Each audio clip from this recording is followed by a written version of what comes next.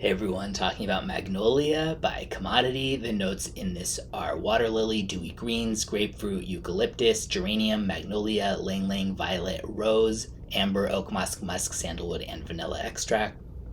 Very fresh and clean, bright opening, which I definitely prefer to the smell of like Magnolia itself as a note, by itself.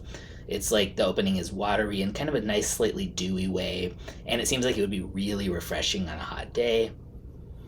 As it progresses, the Magnolia for sure comes out much stronger, at which point it's just not my taste at all. But I don't think it smells low quality or anything like that. I think it's just don't go out of the way to try this if you don't like Magnolia.